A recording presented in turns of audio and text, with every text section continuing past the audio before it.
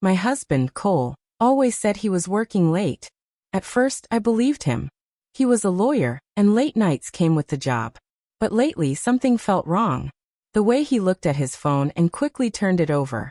The way he came home smelling faintly of perfume that wasn't mine. The way he smiled too much when explaining where he'd been. I told myself I was being paranoid. Until the night I decided to follow him. It was a Thursday. He kissed my cheek, grabbed his briefcase and said the usual. "Don't wait up. It's going to be a long night at the office." I smiled back, but my heart was pounding. The moment his car pulled away, I grabbed my keys and followed. I kept a good distance, headlights dimmed. Instead of heading downtown toward his office, he drove across the city to the edge of town. Finally, he pulled into a dimly lit motel parking lot. I gripped the steering wheel so hard my knuckles ached. I expected to see another woman. Some secret affair. But when he stepped out of the car, he wasn't smiling, wasn't charming. He looked tense. And then I saw the man waiting for him. A stranger, tall, dressed in black, face hidden under a hood. Cole shook his hand like they knew each other. My stomach twisted. Who was he? Why meet here? I parked far away, ducking low in my seat. Through the rain-streaked windshield, I watched as Cole followed the hooded man into one of the rooms. 10 minutes passed. Then 20. My nerves burned. Finally, I crept closer, pressing my ear to the thin motel wall. And that's when I heard it. Cole's voice. Low, desperate. "I can't keep doing this. Someone's going to find out." The hooded man replied, his tone icy. "You don't have a choice. You owe us. One mistake, and your wife finds out everything." My knees buckled. My husband wasn't cheating. He was hiding something far worse.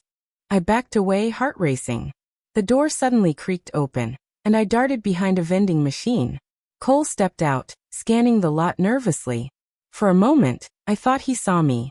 But then he got into his car and drove away. I stayed hidden until the hooded man left too. Then, trembling, I rushed back to my car. That night, when Cole came home, I pretended to be asleep. But every creak of the floorboard, every sigh from his lips, made my chest tighten. The next morning, I tried to confront him. "Were you really at work last night?" I asked. He didn't hesitate. "Of course." "Why?" His lie was smooth. Too smooth. And that's when I realized I couldn't trust him at all. Over the next week, I kept following him. 3 nights in a row, he went to the same motel. Always meeting the same man. Always leaving looking shaken, pale, sweating. One night, I dared to peek through the curtain. Inside, I saw papers spread across the bed. Stacks of money. And my husband, counting it with trembling hands. Later, when he came home, I checked his briefcase. Hidden beneath his files was an envelope stuffed with cash. When I confronted him, he exploded. "Don't go through my things." But he wouldn't explain. He only repeated, "You wouldn't understand." The more he hid, the more I dug. And soon, I found something that made my blood run cold. In the bottom drawer of his desk was a burner phone. Dozens of unread messages filled the screen. "Next job tomorrow. No mistakes this time. Remember what's at stake." That night, I couldn't take it anymore. I told him I knew. He froze. His face went pale.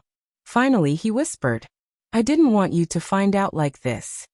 And then he told me the truth. Months ago, he had taken money from dangerous people, gamblers, criminals. When he couldn't pay it back, they forced him into doing jobs. Transporting things. Meeting people. Delivering envelopes. If he refused, they said they'd hurt me. Hurt us. I wanted to believe him. But the image of him in that motel, exchanging money, haunted me. "Cole," I said, "you have to go to the police." His eyes filled with fear. "You don't get it. The police can't protect us from them." From that night, everything changed. Cole grew more paranoid. He checked the locks 3 times every evening. He jumped at shadows. And then one night, he didn't come home at all. The next morning, his car was found abandoned near the motel. The trunk was open, empty. No sign of him anywhere. I called the police, but they found nothing. No fingerprints. No clues. Cole was simply gone. For weeks, I tried to convince myself he'd come back. But late at night, When the phone rang from unknown numbers and silence filled the line, I knew. They had him. And worse, maybe now they were coming for me. Because sometimes, when I look out my window, I see a figure in a dark hood standing across the street.